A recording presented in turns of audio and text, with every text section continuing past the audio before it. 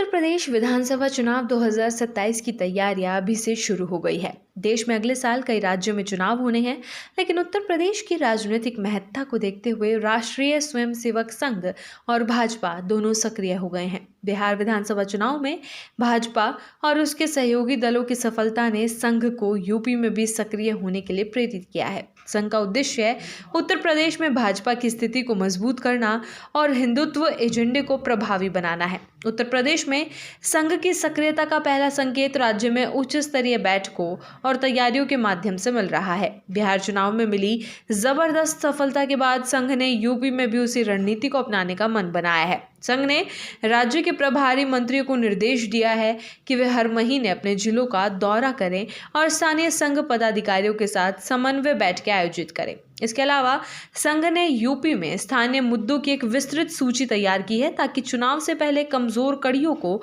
समय रहते दुरुस्त किया जा सके। उत्तर प्रदेश में 2027 के विधानसभा चुनाव से पहले संघ बड़े पैमाने पर हिंदू सम्मेलनों की श्रृंखला आयोजित करने जा रहा है। प्रस्तावित विराट हिंदू सम्मेलन भी इसी चुनावी तैयारी का हिस्सा माना जा रहा है। इसके जरिए संघ और भाजपा का उद्देश्य हिंदुत्व के एजेंडे को गांव-गांव तक पहुंचाना और हिंदू वोटरों को एकजुट करना है। सूत्रों के अनुसार यूपी सरकार और भाजपा संगठन में बड़े फेरबदल की योजना भी चल रही है।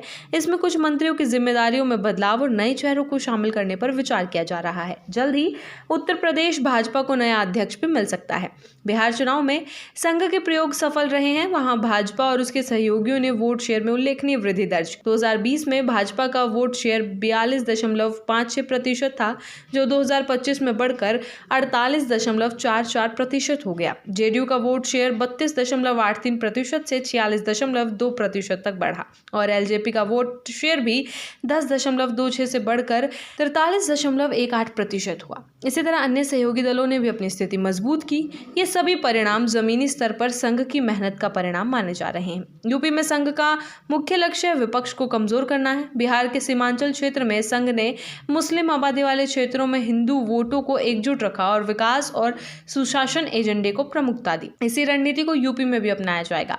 पश्चिमी यूपी सहित कई ऐसे इलाके हैं जहां मुस्लिम वोटर का दबदबा है। संघ और भाजपा की कोशिश होगी कि वहां विपक्ष को कमजोर करके हिंदू वोटों को एकजुट किया जा सके। उत्तर प्रदेश में संघ की तैयारी में एबीवीपी और अन्य संबंधित संगठनों के कार्यकर्ताओं की भूमिका भी महत्वपूर्ण होगी। बिहार चुनाव में संघ ने प्रत्येक जिले में कम से कम 100 स्वयं सेवकों को सक्रिय किया था। इसी तरह यूपी में भी पंचायत और जिला स्तर पर कार्यकर्ताओं को सक्रिय कर चुनावी रणनीति को जमीन पर लागू किया जाएगा। राजनीतिक विश्लेषकों का मानना है कि संघ की दूरगामी रणनीति में विकास, सुशासन और हिंदुत्व का संतुलित एजेंडा शामिल है। यूपी विधानसभा चुनाव में भाजपा की सफलता के लिए संघ का ये ग्राउंड लेवल काम निर्णायक साबित हो सकता है। बिहार की तरह ही संघ का उद्देश्य यूपी में भी विपक्ष को तोड़ना, वोटों को एकजुट करना और भाजपा को मजबूत स्थिति दिलाना है। अयोध्या में राम मंदिर के उद्घाटन समारोह और 2024 के लोकसभा चुनाव में हुई हार ने संघ और भाजपा को सोचने पर मजबूर किया है।